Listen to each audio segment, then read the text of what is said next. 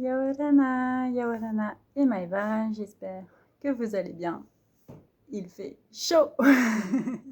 Je suis Céline Hervé-Bazin, je suis médium chaman, connectée, une nana comme tout le monde.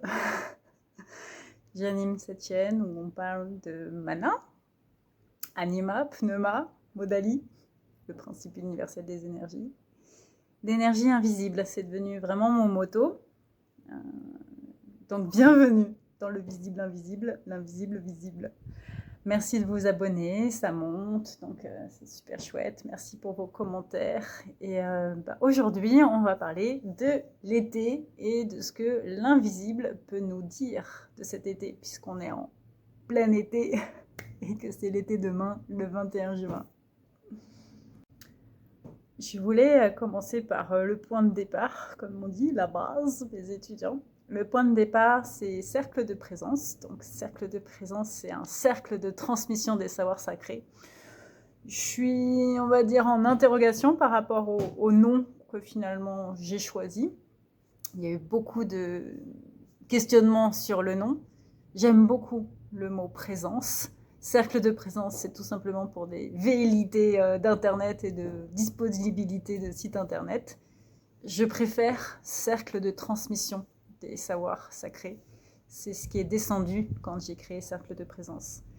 Et présence, cercle de présence, c'est vraiment parler d'une intelligence invisible, de l'intelligence invisible qui nous relie, et d'en parler à travers les savoirs sacrés, donc les traditions universelles du monde entier. Parler de traditions universelles du monde entier, c'est parler de temporalité, c'est parler de rythme, c'est parler du rythme notamment des étoiles.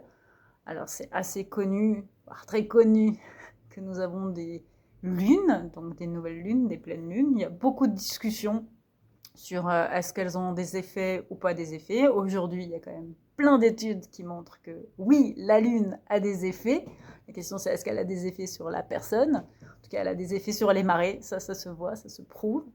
Elle a des effets sur peut-être nos hormones, nos émotions, sur notre eau lunaire, donc l'eau du cancer, le signe astrologique du cancer qui est gouverné par la lune. Et quand on dit que l'on est lunaire, c'est que l'on est cyclique, que l'on est dans l'émotion. Parler d'énergie visible, c'est comprendre que oui, les étoiles ont une influence, déjà parce qu'il y a des croyances qui circulent dessus, mais aussi parce qu'il y a des énergies invisibles qui circulent. L'aspect prédictif que nous permet de voir les lunes et les saisons, c'est vraiment pour mieux orienter le collectif. Je fais partie des astrologues, médiums, chamans, personnes qui sont connectées, qui se sont formées déjà à l'astrologie. Alors de manière intuitive par l'invisible, c'est quand même, à mon sens et à mes yeux, la plus belle manière d'être formé, surtout quand on est un peu rationnel. Quand on reçoit des informations par l'invisible et qu'on s'aperçoit qu'il existe des ouvrages, qu'il existe des bibliothèques entières de livres, des personnalités qu'on vous souffle par l'oreille et qu'elles existent dans cette bibliothèque de livres, c'est se dire ok, il existe vraiment une transmission des savoirs sacrés qui passe par l'invisible, ou en tout cas quelque chose que je ne vois pas, mais que j'entends, que je ressens et qui va me donner suffisamment de preuves pour justement y croire. Maintenant, parler des lunes, parler de l'influence des étoiles, c'est revenir sur l'importance des cosmogonies dans notre monde et comment elles ont bâti notre relation au temps. Je suis en train d'écrire pour mes Manouiti leur livret d'enseignement. Dans l'enseignement polynésien, on commence toujours par balancer l'étudiant, l'appeler l'initié dans le bain des énergies, sans rien lui dire, sans rien lui expliquer. C'est vraiment une manière de le mettre dans son émotion, dans son intuition, dans son sentiment, dans sa résilience, dans son essence. Donc on est zéro esprit, ça passe par le corps, l'expérience, l'essence. Et après, on explique. Donc je suis dans cette étape de, allez, ça fait 1 mois que beaucoup d'entre eux ont commencé à rentrer dans cette initiation.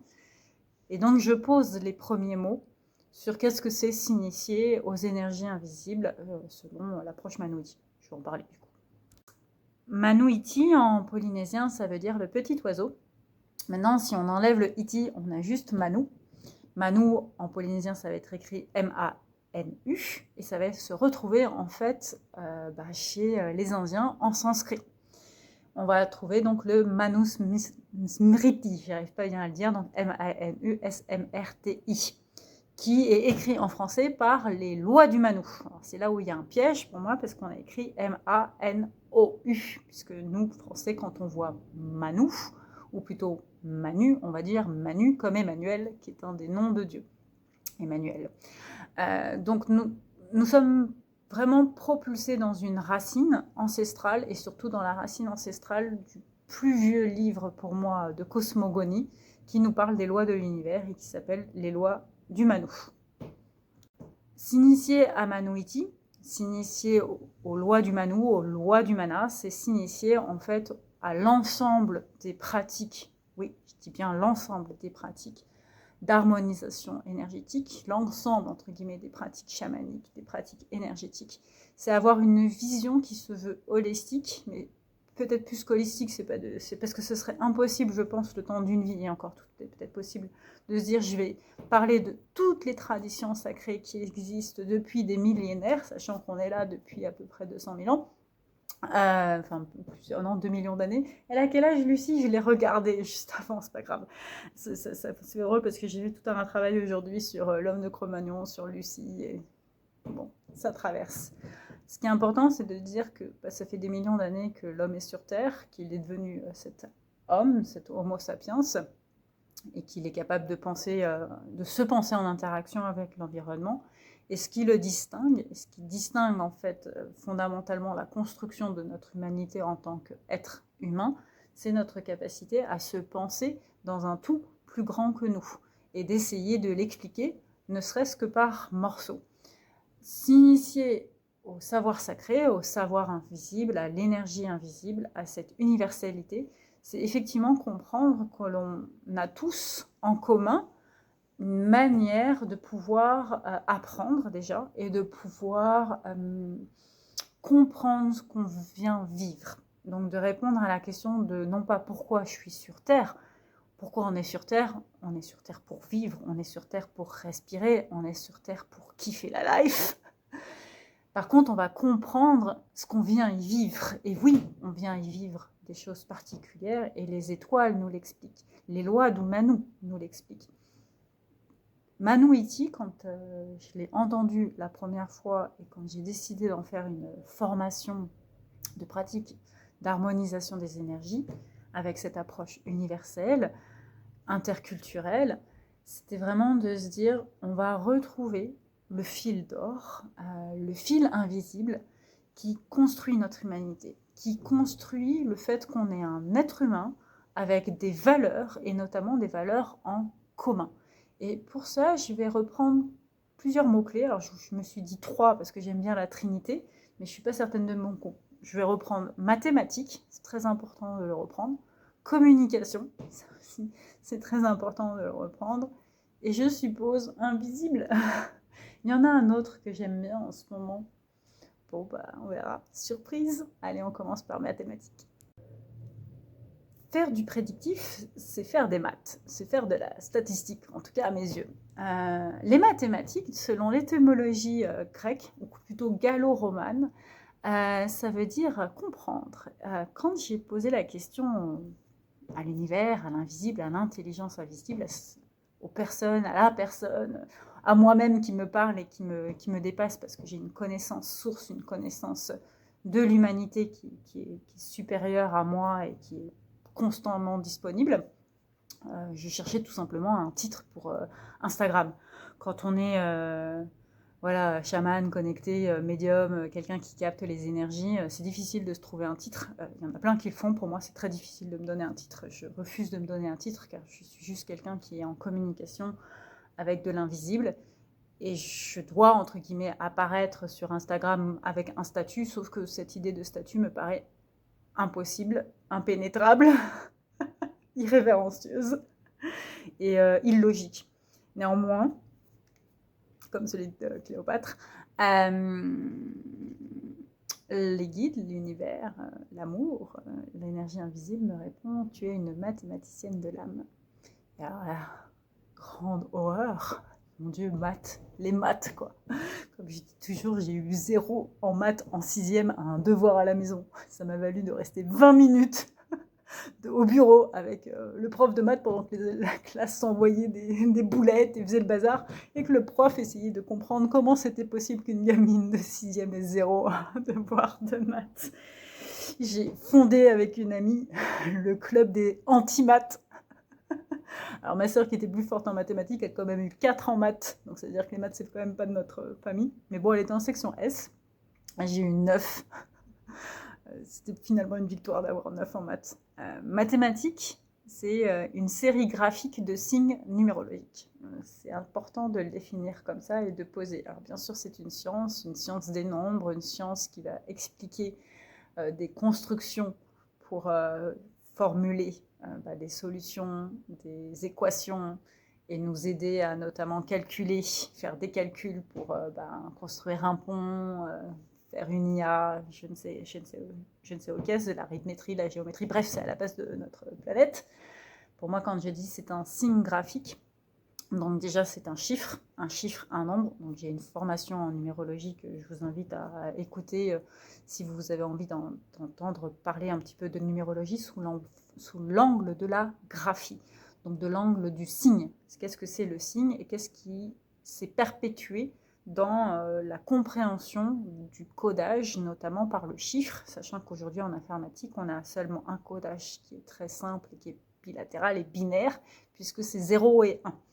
Donc les mathématiques, c'est une suite logique de signes graphiques qui permet d'ordonner l'univers. Être mathématique et être mathématicien de l'âme, être mathématicien de l'invisible, pour moi, c'est faire comprendre, ou en tout cas faire apprendre, transmettre ce que l'invisible cherche à nous faire comprendre, justement, à nous faire expérimenter, à nous faire vivre. Allez, on va dans le cœur du sujet. Dire que être mathématicien de l'âme, être mathématicien de l'invisible, qu'il existe une intelligence invisible, c'est donc dire qu'on vient vivre quelque chose de spécifique sur Terre, qu'on aurait un destin, qu'on aurait une mission, qu'on aurait une raison de vivre, et non pas une raison de vivre au sens je cherche un sens à ma vie. En fait, on s'en fout du sens à la vie, puisqu'il est déjà donné.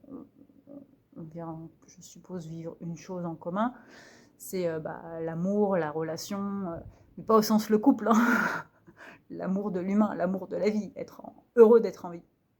Être mathématicien de l'âme, être mathématicien de l'énergie invisible, c'est de faire comprendre qu'on a chacun en nous un potentiel fort, un potentiel créatif, un potentiel de lumière, et c'est nous aider à le vivre de la meilleure manière qui soit, avec le plus de lumière possible. Être mathématicien de l'âme, être mathématicienne de l'invisible, croire en l'intelligence en l'invisible, c'est réveiller la lumière en nous, c'est élever la lumière en nous, c'est faire grandir cette lumière en nous pour assumer d'être lumière, pour assumer d'être amour, pour assumer que c'est beau de apporter la lumière. La lumière, ça éclaire dans la nuit, c'est l'étoile qui file et qui nous fait porter un espoir sur un vœu secret que l'on a formulé. La lumière, c'est mettre de la lumière dans un sapin pour éclairer notre Noël. La lumière, c'est apporter de la vie, de la joie, un sourire à nos proches, aux personnes qui sont autour de nous. Porter sa lumière, c'est aussi apporter son esprit et sa guidance au monde. Parler des énergies invisibles, parler des énergies de l'âme, parler de la mathématique, des mathématiques, de l'invisible, des mathématiques. Alors, il y a une définition, mathématiques des invisibles, mathématiques invisibles. C'est l'ensemble, en fait, des phénomènes qui vont surgir, mais que l'on ne peut pas voir. C'est en nanoparticules, en nanotechnologie, dans tout ce qui est mathématique, c'est de reconnaître que oui, il y a des phénomènes qui sont invisibles, et en fait, on va les voir surgir, et on va essayer d'en faire. C'est un petit peu les sentiers non battus, qui part pour les scientifiques de mathématiques.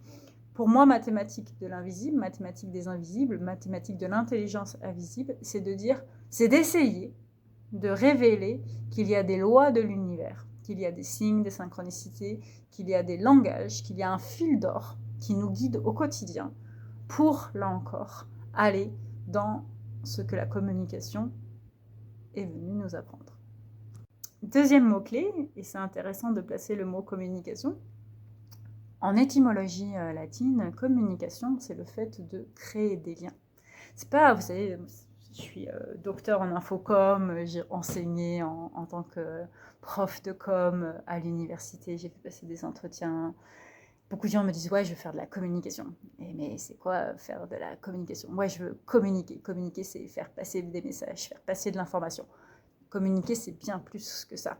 Communiquer, c'est créer des liens. C'est créer des liens de connivence, de circonstance, de persistance, de résilience, d'association, si on change la sonorité et la vibration, pour arrêter avec la poésie. C'est de créer des associations de signification pour générer des liens entre les personnes. Et ça, c'est d'une puissance, mais alors très dangereuse, mais aussi très passionnante. La communication est, je pense, en tout cas de ce que j'en comprends aujourd'hui, une des armes les plus puissantes de notre planète. La communication, c'est les médias. Les médias nous permettent d'avoir accès à de l'information, à des produits culturels, de l'information culturelle, enfin des produits culturels, donc des films, des séries, des documentaires, des jeux vidéo, etc. C'est aussi avoir accès en fait à de l'information, mais notamment publicitaire, donc c'est du marketing. Et ça me titille le nez quand je parle de marketing, c'est trop mignon. C'est une capacité à créer des liens entre les personnes pour qu'ils aient besoin ou plutôt envie d'un produit. En marketing, on dit toujours, le but c'est de ne pas créer un besoin, parce qu'en fait le besoin, vous ne pouvez pas le créer. C'est par contre l'envie de ce besoin. Et c'est en ça que la communication relie et pose aussi problème. Si on replace et on recentre l'enjeu de la communication au regard des énergies invisibles, des pratiques énergétiques, de l'intelligence invisible, communiquer, ce n'est plus forcément se relier à des groupes. La grande force du marketing, c'est de dire achète tel téléphone pour devenir membre de tel groupe. C'est ça qui est puissant, mais qui est en même temps hyper dangereux. Là, dans l'invisible, et ça peut d'ailleurs être tout aussi dangereux, c'est de dire prends telle formation, octroie-toi tel titre, par exemple, et tu vas faire partie de tel groupe de personnes connectées. Je trouve qu'un des gros dangers dans le développement personnel, la spiritualité, c'est tous les concepts qui font de la reliance facile, de l'interconnexion entre les croyances et qui vont en fait nous enfermer dans la croyance. Ce que j'essaye de transmettre dans Cercle de Présence, dans Présence sur la communication, c'est déjà la communication, une communauté de partage de pratiques, donc que les personnes qui suivent les formations puissent échanger sur leurs pratiques pour progresser, pour se rassurer, pour s'interroger ensemble. C'est surtout aussi créer des liens pour éviter de s'enfermer dans des croyances limitantes, éviter de se relier à des croyances, à des perceptions, à des concepts qui vont nous empêcher de progresser et de comprendre et de vivre l'invisible. Allez, troisième mot-clé. Invisible, on l'entend, c'est l'homme invisible, vous savez, le monsieur qui n'a pas de visage ou qui a un visage comme ça pour qu'on puisse le voir. Ouais, c'est ça, l'invisible. L'invisible, c'est ce que l'on ne voit pas, l'absence de vision.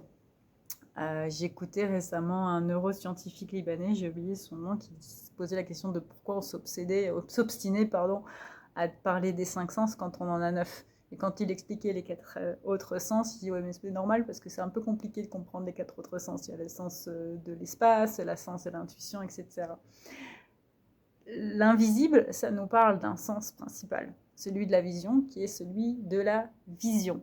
Et donc, croire et savoir qu'il existe une énergie invisible, qu'il existe un monde invisible, une intelligence invisible, c'est tout simplement avoir confiance qu'il y a d'autres sens qui sont sur Terre et donc d'autres essences.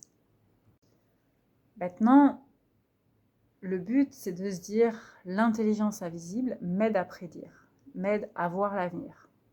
Voir l'avenir. C'est intéressant de dire, je veux voir l'avenir. Je veux voir quelque chose qui est à venir, donc qui n'est pas encore visible, voire qui n'est même pas encore créé et qui n'a pas eu lieu. L'aspect prédictif et l'aspect de comprendre les mouvements des astres, comprendre les mouvements de la Lune pour enseigner les énergies invisibles, c'est pas voir l'avenir. C'est juste dérouler la mathématique de ce qu'on comprend des planètes et de leur transit pour pouvoir, allez, ouvre-toi, Sésame, ouvre-toi, mieux se positionner nous-mêmes. Quand les cosmogonies anciennes débutent leurs enseignements, débutent leur formation, débutent leur école sacrée sur la connaissance des cycles lunaires, la connaissance des étoiles et des planètes, par l'observation des transits de Vénus, de Saturne, de Mars, enfin surtout à l'époque, c'est Mars, c'est pas Saturne justement, ça arrive un peu après. Ah, Mercure, merci, Mercure, la Lune, la plus accessible de tous, c'est qu'on observe bien qu'il y a un impact, des impacts, une impact peut-être, ok, ça passe, sur le collectif, sur le comportement des personnes.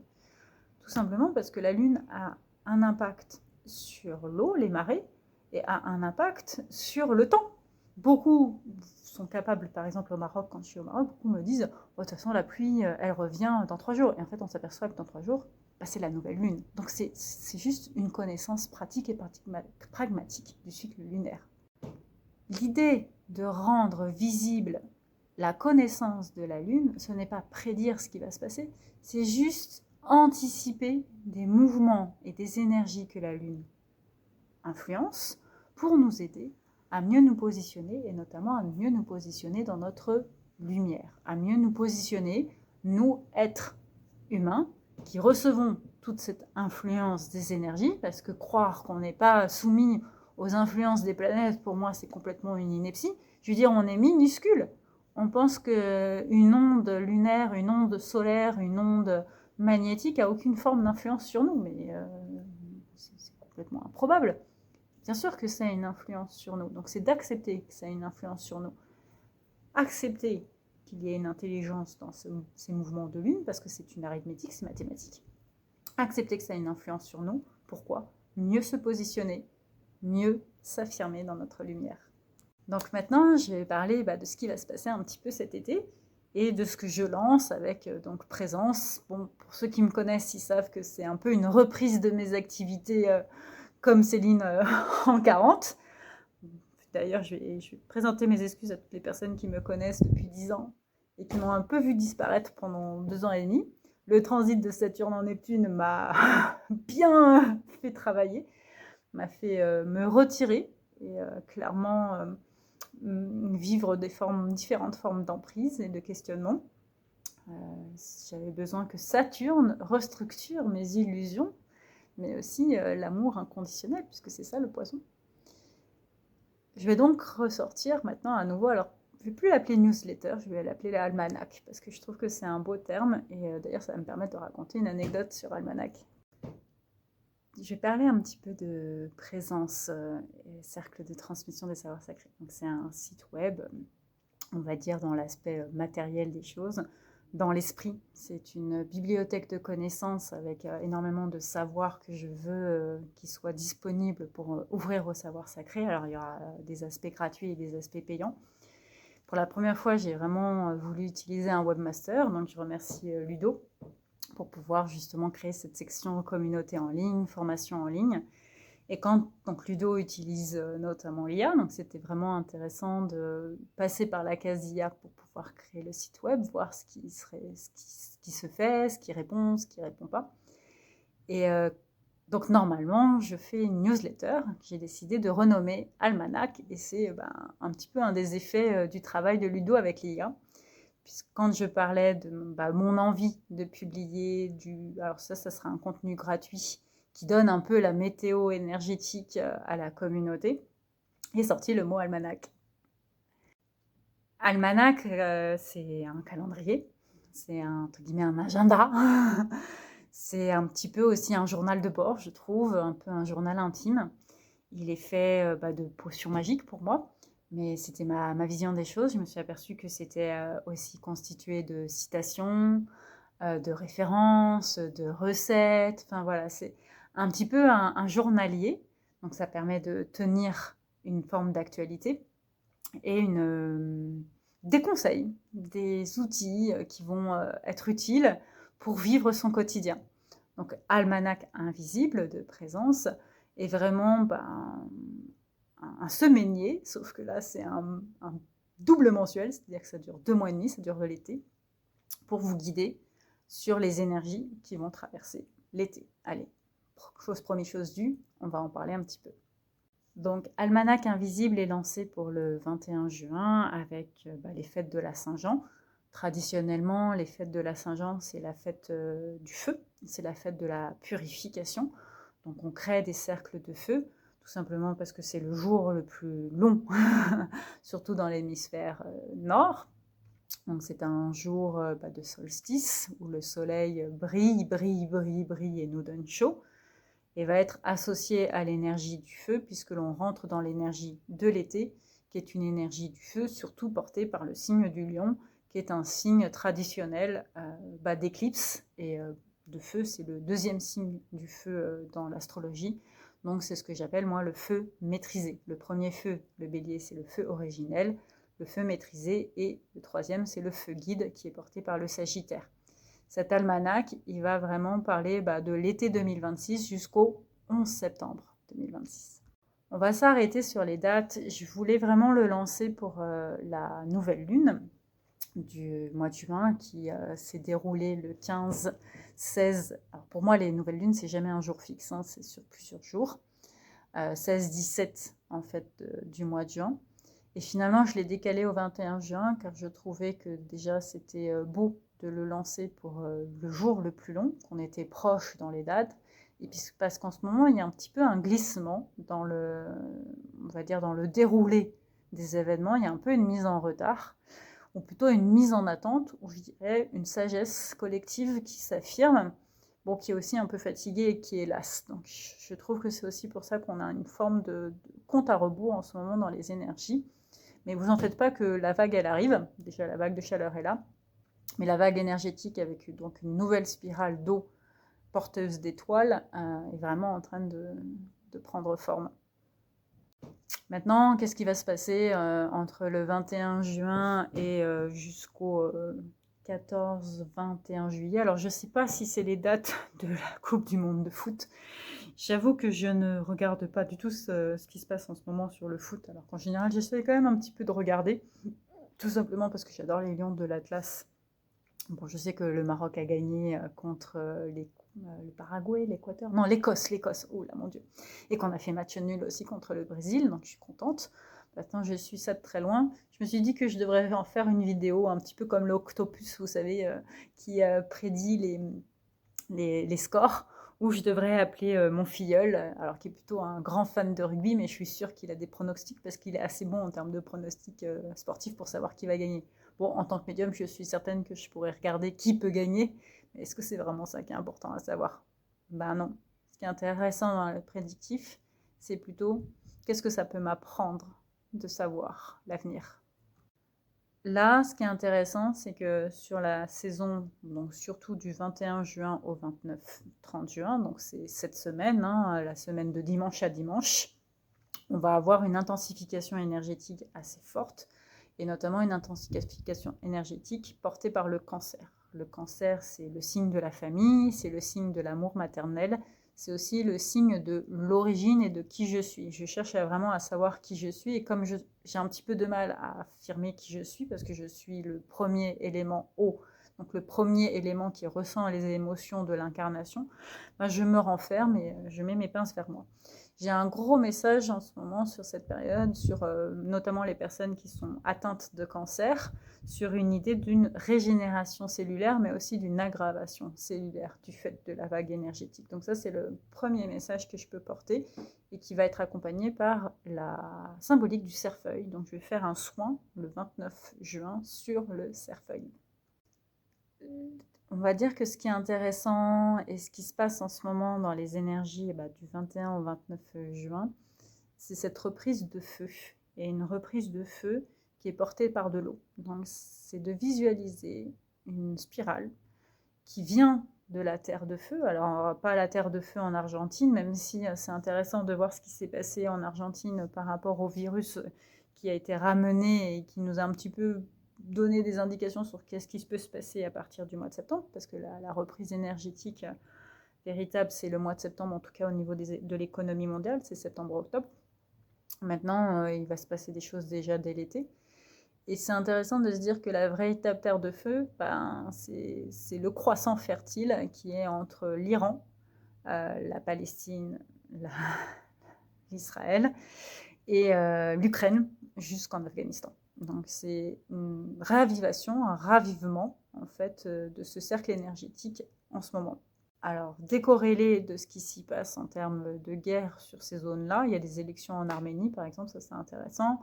Bon, la situation à Gaza, en Palestine, au Liban, voilà, c'est terrible et ça fait des années que c'est comme ça, donc c'est grave en ce moment puisqu'on est sur des personnes qui meurent de manière avec une inconsidération diplomatique et internationale assez grave, même si beaucoup de personnes sont concernées. Donc, ce qui se passe, voilà. Et ce qui se passe aussi en Iran, et donc dans la relation au pétrole, et ce que la géopolitique internationale nous fait. Étrangement, le fait qu'il y ait un regain de feu sur cet axe en ce moment, ça ne veut pas dire un regain de guerre. Il ne faut pas le voir comme ça. Il faut le dire comme un regain de vortex ouvert à ces endroits-là en ce moment. Donc la question, c'est plutôt qui va dans ces régions et qu'est-ce qui se passe en ce moment dans ces régions pour aller récolter de l'information. C'est plutôt ça qu'il faut comprendre. À un niveau individuel, l'autre axe qui est donc important, c'est de se dire qu'il y a de l'eau dans notre feu. Et de l'eau dans notre feu, ça veut dire qu'on peut effectivement avoir beaucoup de régénération cellulaire si on a des difficultés, notamment dans nos mémoires cellulaires et que l'on porte la mémoire du cancer. La mémoire du cancer, alors je vais parler vraiment des cancers que l'on a quand on a 20 ans, 40 ans, 50 ans. À partir d'un certain âge, il devient entre guillemets maintenant naturel d'avoir un cancer du fait de notre alimentation, du fait de la pollution de l'air, du fait de notre mode de vie beaucoup plus stressant. Pas forcément quelque chose qui vient de l'héritage, de ce que l'on vit par la famille. C'est important de comprendre que les mémoires de cancer, quand elles surviennent jeunes, c'est un refus de l'incarnation et un refus de l'incarnation parce qu'une mémoire intergénérationnelle n'est pas digérée et donc l'héritier va la porter et va manifester en fait ce non-dit, ce blocage pour pouvoir le libérer de la généalogie tout simplement. Donc, en ce moment, on a une véritable médecine qui est offerte par les cieux, par les énergies autour de l'énergie du cerfeuil. Le cerfeuil, c'est donc une plante que l'on trouve assez facilement d'ailleurs, qui peut se boire en tisane, se manger, c'est vraiment une plante accessible. Et c'est une plante qui intervient en ce moment pour soigner notamment notre troisième œil. Donc je dirais que pour les personnes, le premier message de cet almanach, c'est de se dire, pour toutes les personnes qui ont sur des mémoires de famille qu'elles souhaitent libérer en ce moment, d'utiliser le cerfeuil et sa médecine, et aussi de réfléchir à qu'est-ce qui ne se serait pas incarné dans la famille et qu'on aurait besoin de libérer. Parce qu'on a ce portail qui va être ouvert jusqu'au 11 septembre 2026, qui nous laisse quand même du temps. Deuxième point très fort de l'été, qui est vraiment assez prédominant, c'est la saison du 14 juillet jusqu'au 12 août. Donc ça fait une grosse saison bien forte, bien puissante. Juste avant, personnellement, je vais faire une vidéo le 7-7, 77 ou 007 avec James Bond, aka Philippe Ferrer sur On ne vous demande pas d'y croire, où on va parler de visible et d'invisible. Et c'est une date qui s'est posée, alors très sincèrement, j'y croyais pas, moi, cette date, parce que c'est une lune descendante, que j'aime pas trop, moi, les lunes descendantes, parce que c'est le moment où on est censé être au ralenti, Et en même temps, c'est un moment où il y aura Chiron qui sera en taureau. On aura enfin, je l'attends depuis si longtemps, Jupiter en lion.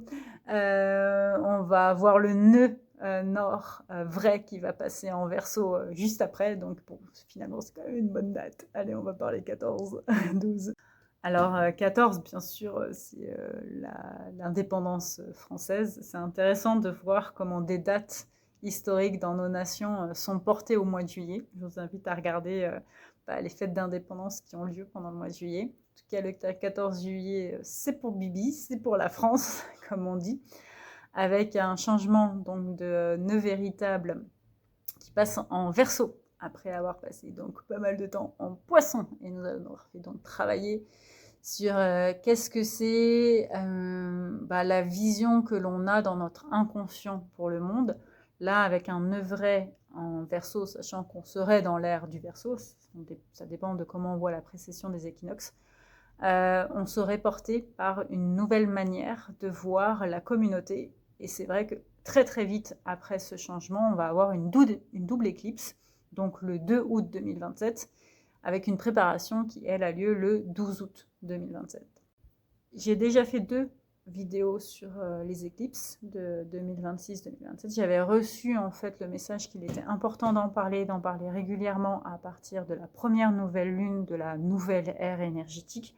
Alors pour moi, la nouvelle ère énergétique, elle a commencé fin avril 2027 avec des prémices très fortes entre janvier et février, surtout février avec le cheval de feu, et l'ouverture en fait d'une grande porte énergétique, tout simplement parce qu'on a les 3 grandes majeures qui ont changé de constellation. Donc Pluton s'est installé dans la constellation du Verseau justement, donc il va nous faire nettoyer sur notre capacité à voir de l'avenir pour la communauté.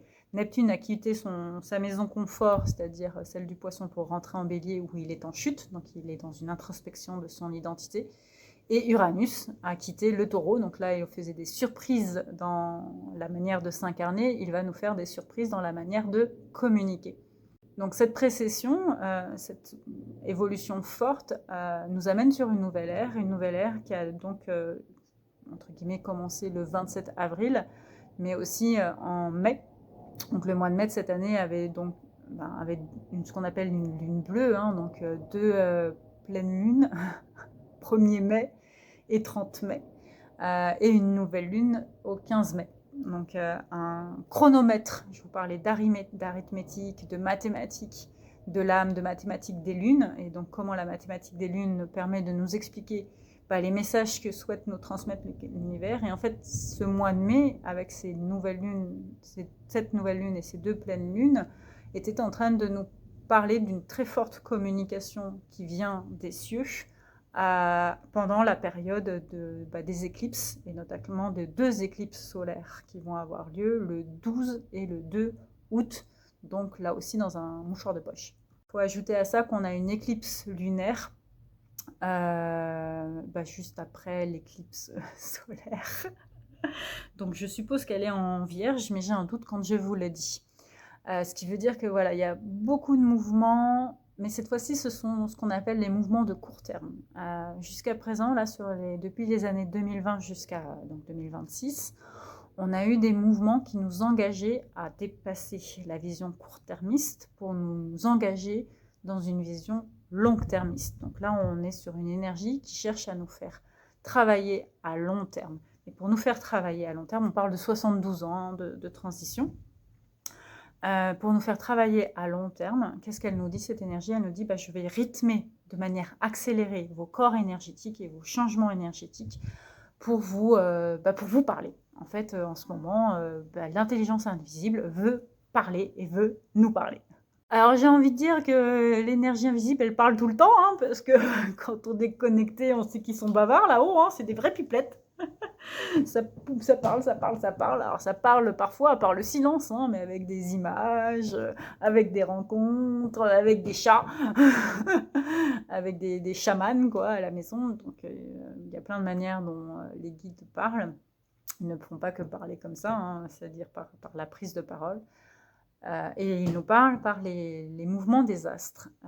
Ce qui va se passer là sur, on va dire, la période 14 juillet C'est pour ça que je lance d'ailleurs la formation Intelligence Invisible à partir du 7 juillet. Alors à mon avis, ce sera entre le 7 et 14 juillet parce qu'il y a un petit peu une discussion énergétique et puis c'est la nouvelle lune. C'est vraiment important de se dire que cette période de feu, cette période de mathématiques de l'âme, je vais reprendre cette expression, cette période de vague énergétique portée par l'eau et portée par une eau vraiment alchimique, j'aurais envie de dire une eau diamantaire, une eau qui porte beaucoup de multifacettes. On revient sur on rentre dans une ère énergétique où on n'est plus ni linéaire ni vertical, hein. On n'est plus sur un axe classique comme on le voit nous, on l'a vu avec les graphiques par exemple en statistique, faire des courbes. Maintenant on est sur des modélisations qu'on peut d'ailleurs avoir accessibles avec la 3D, mais aussi avec la 5D. Donc ça veut dire que maintenant on rentre sur des diamants qui en fait sont capables de nous communiquer des informations de plusieurs dimensions, de plusieurs réalités, de plusieurs espaces-temps. Donc c'est génial, je dis qu'on a quand même vachement de chance de pouvoir vivre ça. Et en fait, entre le 14 juillet et l'éclipse, mais ça va bien sûr durer jusqu'à quasiment la fin du mois d'août, on va avoir énormément de transmission sur l'information. C'est toujours cellulaire, hein, j'ai envie de dire, parce que le prédictif énergétique, le prédictif des énergies invisibles, parle des transformations et des vibrations que l'on ressent en tant qu'être humain avec notre corps de connexion pour s'adapter à des changements d'informations que l'on peut capter. Et effectivement, en ce moment, on est dans une ère, déjà depuis 20 ans, et puis de manière assez longiligne, depuis 50 ans, 60 ans, mais de manière accélérée depuis 20 ans, ce qu'on appelle l'éveil. On a de plus en plus accès à des informations qui sont en accéléré, diversifiées, j'ai envie de dire passionnantes. En tout cas, j'ignore bien sûr quel est le message qui va émerger pendant cette période. Ce n'est pas l'objet d'en parler maintenant. Par contre, ce qui est important d'en parler en ce moment, c'est de dire comment je peux accueillir cette période-là. Et en fait, il y a un mot-clé qui, je pense, va plaire à beaucoup d'entre vous, c'est abondance. Alors, très sincèrement, fait bosser sur l'abondance depuis les messages sur l'éclipse, donc depuis le 15, non, c'était à peu près le 6-7 mai quand j'ai commencé à voir les présidents, oui ça doit être ça, les candidats à la présidentielle. Pareil, j'en ai fait une capsule si vous voulez écouter. Qu'est-ce que c'est l'abondance? Qu'est-ce que c'est l'abandon à ce qui est dense? Donc le fait de créer des liens avec la profondeur. C'est ça, l'abondance. Là, on nous parle beaucoup d'abondance par la pièce d'or, la symbolique de la pièce d'or. Dans l'almanach que je vais mettre à disposition, on voit une pièce d'or que j'ai canalisée par hasard, qui est un louis du XIIIe siècle que j'ai mis en photo pour en fait parler à votre inconscient de qu'est-ce que c'est l'abondance et notamment qu'est-ce que c'est l'argent. Bien sûr, dans notre société, quand on évoque l'abondance, on a tendance à regarder ce que c'est l'argent. L'argent, j'ai longtemps entendu, et je pense que vous êtes aussi beaucoup à l'avoir entendu, le temps c'est de l'argent, donc dès qu'on donne du temps, c'est qu'on donne de l'argent ou qu'on perd de l'argent. On a une relation très performante et très performatrice au travail, au rapport de ce que l'on gagne. Et je l'ai vraiment très bien coché, j'ai encore beaucoup de difficultés parfois à lâcher avec cette croyance, avec cette manière de faire. Je suis clairement une grosse bosseuse et j'aime travailler, j'aime la passion, j'aime ce que je fais. En devenant indépendante, consultante à l'âge de 30 ans, c'est sûr que le rapport à l'argent était très vite important, de se dire c'est quoi ce que je gagne. Et en fait, l'argent, c'est l'art des gens et c'est la manière dont je fais de la relation avec l'autre pour créer de la valeur. Je vais raconter une anecdote qui est complètement débile, j'assume. Il y a un film qui s'appelle... vraiment, c'est un film que je déconseille dans le sens où il est mauvais sur les valeurs, mais cette phrase me revient quand je vous le dis, donc je la sors, c'est 50 Shades of Grey. C'est vraiment le film qui confirme la perversion narcissique, qui confirme la soumission de la femme à l'homme, qui confirme le côté sauveur de la femme, de l'homme. Bon, bref, c'est plein de débilités. Néanmoins, quand il fait l'interview, il se rencontre et il dit j'ai fait de l'argent parce que je suis bon pour comprendre les personnes et utiliser leur potentiel. Et en fait, l'abondance, c'est à la fois savoir utiliser son propre potentiel, bien sûr les potentiels autour des autres, donc savoir respecter le potentiel des uns et des autres. Si on est dans une équipe, dans une entreprise, effectivement, harness, donc bénéficier, faire cultiver ces relations, mais aussi c'est notre relation avec nos autres. L'abondance qui va arriver cet été, c'est une abondance avec l'invisible. C'est une abondance, un bond, danse, tiens c'est intéressant, un bond vers la profondeur, un grand bond dans les capacités intuitives de lecture de l'invisible, dans les capacités à voir les différents espaces-temps. Ça veut dire qu'on va être de plus en plus de personnes à être réveillées, de plus en plus de personnes à parler de l'invisible, à être chaman, à être connectées. Donc la question c'est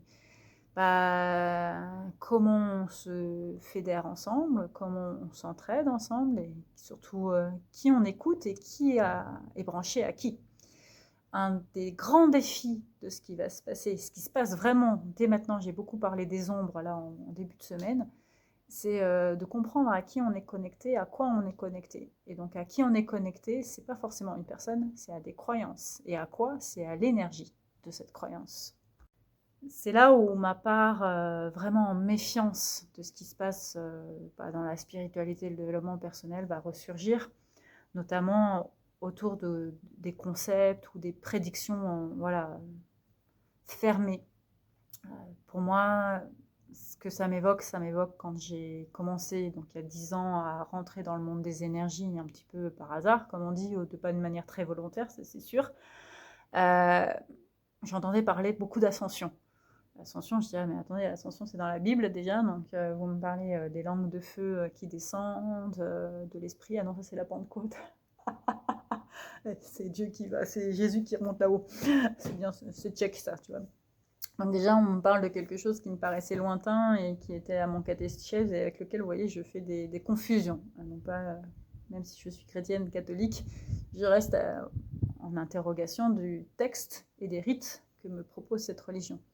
Ce qui me fait confirmer et affirmer ce que je souhaite vous passer comme idée, c'est que nous sommes aujourd'hui dans une spiritualité qui s'ouvre avec beaucoup de volonté de former, de guérir, de réparer, comme si on était des appareils à réparer tout le temps. Moi, je suis fatiguée que tout le monde ait des problèmes tout le temps. Et si on allait juste bien, déjà, pour commencer. Par contre, en allant bien, c'est choisir avec qui on est en relation.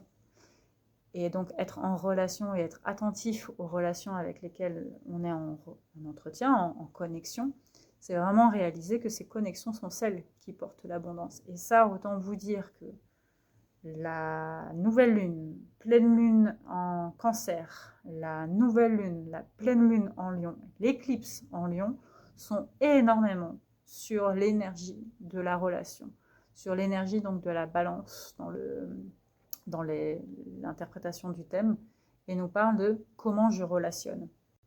Comment je relationne avec l'intelligence invisible et les mots que j'utilise pour être en relation avec cette intelligence invisible.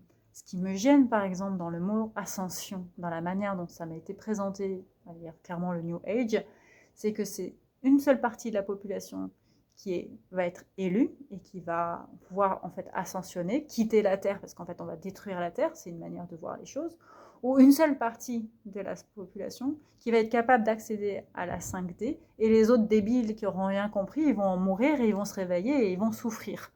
Donc c'est très binaire, je trouve ça très très binaire, c'est presque inconsciemment vouloir le malheur des autres, et se mettre dans un camp plutôt que dans un autre. Donc il y a un vrai danger aujourd'hui, je trouve, dans la manière dont on va penser la spiritualité, les concepts pendant ces prochaines années. C'est vraiment un message très important. La manière dont on relationne, pour moi, avec les concepts, avec la spiritualité, avec la manière d'envisager ces pratiques d'intelligence invisible, c'est une manière qui doit rester ouverte. Aucun dogme, aucune personne de référence. S'il y a des personnes de référence, il y a des personnes de référence. Par exemple, je suis quelqu'un qui suis très jungienne. Je préfère vraiment les travaux de Jung à ceux de Freud. Et si je vous dis qu'il n'y a que Jung, vous me foutez à la porte. Parce que Freud explique énormément de choses aussi qui sont intéressantes sur la manière d'amener la psychologie dans notre société. C'est le point central de la manière dont on va être en relation avec les énergies invisibles pour les prochaines décennies. Le Verseau est un être d'ouverture, est un être de curiosité, tout autant que le Gémeaux. En ce moment, les énergies, et donc cette période de l'été, nous appellent à rentrer dans une relation à la connaissance riche de curiosité, riche de sources et de ressources, riche de questions, riche non pas de confusion, parce que la difficulté du Gémeaux, c'est qu'il a, il a du mal à être qui il est, parce qu'en fait, il a un miroir qui s'appelle son jumeau, il a quelqu'un qui lui ressemble, mais qui n'est pas lui. Donc il se dit, mais qui est cette personne qui me ressemble, mais qui n'est pas moi? Donc le jumeau, il va avoir une double relation, en fait. C'est les deux extrêmes. C'est soit je suis en fusion, donc mon jumeau, on épouse deux jumeaux en face de nous et on fait un couple à 4. Ça, c'est marrant, ce genre d'histoire. Ou soit c'est Abel et Caïn, on se déteste entre jumeaux ou entre jumelles et on s'entretue. Bon, c'est les deux extrêmes. On se doute bien que c'est ni l'un ni l'autre. Le Gémeaux, c'est un être éveillé qui interroge l'esprit pour pouvoir être en communication avec le messager des dieux, avec Hermès, avec Mercure. Mercure, c'est notre capacité à être dans une relation chaleureuse avec le soleil, avec notre ego, avec notre enfant intérieur, avec notre lion, avec notre source de connaissance. Ce qui se passe en ce moment sur cette énergie invisible du mois d'été, c'est qu'on est vraiment sur un Verseau qui est en interconnexion très forte avec le Gémeaux. Il faut comprendre que là, les 3 signes qui sont très importants, qui sont prédominants dans notre société en ce moment, c'est en premier Verseau, parce qu'il vit Pluton, et que Pluton, c'est l'ombre et la nuit et l'inconscient, quoi, en gros, hein, si on fait court. C'est Gémeaux, qui est avec Uranus, donc le maître du temps et les surprises du temps. Et ensuite, c'est Neptune et Saturne qui sont en Bélier, donc pour 2 ans et demi pour Saturne, qui nous posent la question de notre identité. Donc, ce qu'on est en train de vivre, cette nouvelle ère de l'énergie invisible, c'est vraiment une nouvelle ère de l'énergie invisible depuis le mois de mai, c'est comment je suis en relation avec les idées. Relation, j'ai dit quoi? Religion, d'accord. Religion, relecture, ce que je relis de mes connaissances. On va avoir énormément de surprises sur nos croyances. On va avoir énormément de surprises sur nos manières d'innover et nos manières de créer. Bon, bien sûr, l'IA est là, donc elle fait ça, en plus de bouffer toutes nos ressources planétaires, mais ça, c'est un autre sujet.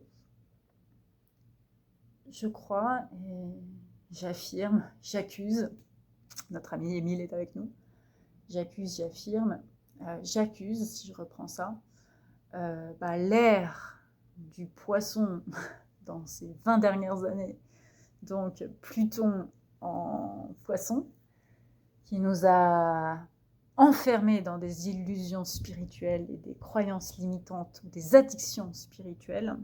J'accuse les addictions spirituelles de nous avoir enfermés dans des prérequis, des précarés intellectuels qui sont dangereux.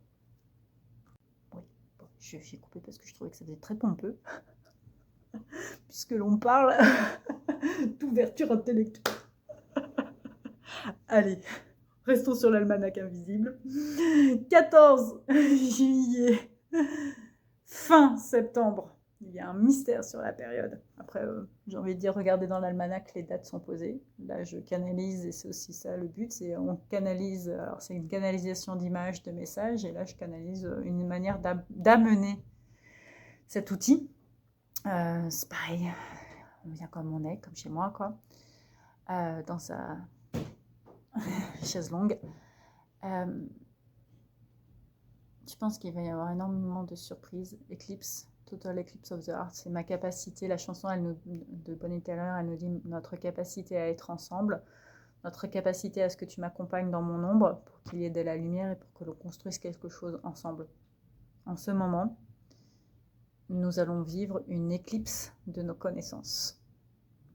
Cette éclipse des connaissances, elle aboutit, alors de manière mystérieuse au niveau des énergies, par contre avec un point très fort de relais qui est le 11 septembre 2026. Alors, en plus je dis ça, je vois 11 qui s'affiche sur mon timer. Ça me fait beaucoup d'émotion d'en parler. Déjà, je pense que je me relie à cette mémoire.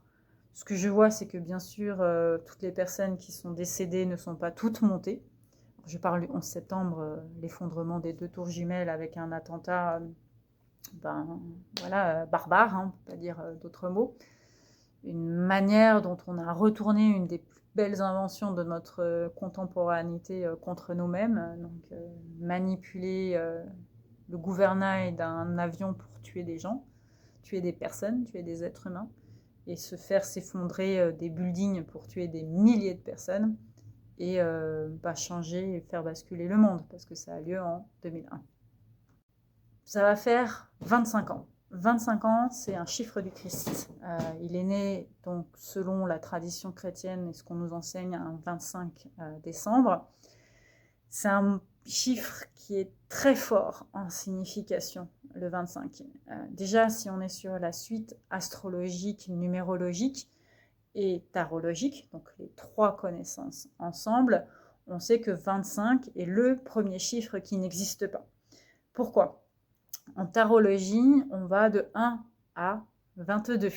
En astrologie, on va de 1 à 12. Et en numérologie, on va de 0 à 9. Donc, on a 10.